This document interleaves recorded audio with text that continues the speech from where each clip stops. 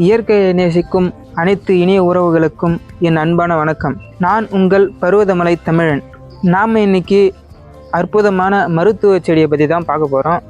அந்த மருத்துவ செடி வேறு எதுவும் இல்லை, மூக்குத்தி பூ செடி. அந்த மூக்குத்தி பூ செடியை நான் காமிக்க போகிறேன், பாருங்கள்.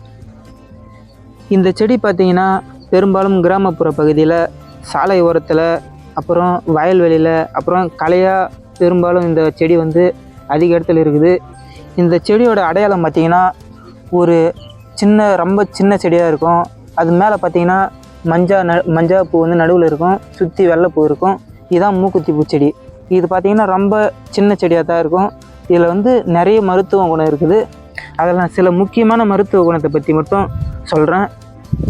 உங்களுக்கு ரொம்ப நாளாக உடம்புல எதுனா புண்ணாகி அது ரொம்ப ஆழம் இருந்துச்சுன்னா, இதோட இலையை பறித்து அதை சாரை நீங்கள் அந்த புண் மேலே தடவினீங்கன்னா புண் உங்களுக்கு சீக்கிரமாக ஆறிடும். உங்களுக்கு வெட்டுக்காயம் எதுனா ஏற்பட்டுச்சுன்னா உடனே நீங்கள் இதோட இலையை எடுத்து அதை நல்லா அரைச்சி அந்த சாரை நீங்கள் அந்த வெட்டுக்காயம் பட்ட இடத்துல தடவினீங்கன்னா ரத்தம் டக்குன்னு நின்றுடும்.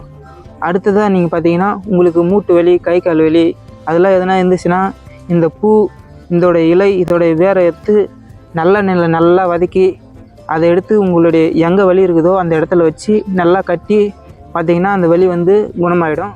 உங்களுக்கு உடம்புல எதுனா தேமல், சொறி அதேமாரி நிறைய உடம்புல எதுனா இருந்துச்சுன்னா இதோடைய இலையை பறித்து அதை அந்த இலையில் இருக்கிற சாரை எடுத்து நீங்கள் அந்த இடத்துல தடவினீங்கன்னா அதெல்லாம் குணமாகும். மேலும் இந்த செடியை பற்றி ஒரு முக்கியமான தகவல் என்னன்னா, இந்த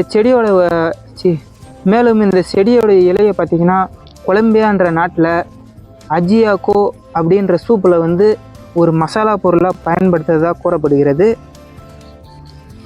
மேலும் இந்த செடியை கிராமப்புற பகுதிகளில் பல்வேறு பெயர்களை வச்சு கூறப்படுகிறார்கள். அதோடைய பெயர்கள் தாத்தா பூச்செடி, காயப்பச்சிலை, ரணசெடி, மூக்குத்தி பூச்செடி, வெட்டுக்காய பூண்டு என பல்வேறு பெயர்களை வச்சு இந்த செடியை கூறப்படுகிறது. நகர்ப்புற பகுதிகளில் இருக்கிற மக்கள் பார்த்திங்கன்னா இந்த மருத்துவ செடி பற்றி தெரியாமல் இருப்பீங்க. தெரிஞ்சவங்க இந்த மருத்துவ பூச்செடியோட நமது வலையொலி பக்கத்தோட கருத்து பக்கத்தில் தெரிவிங்க. மேலும் இதுபோல் மருத்துவ செடியை பற்றி உங்களுக்கு நிறைய தெரிஞ்சுக்கொள்ள நமது வலையொலி பக்கத்தை பின்தொடருங்கள். நன்றி, வணக்கம்.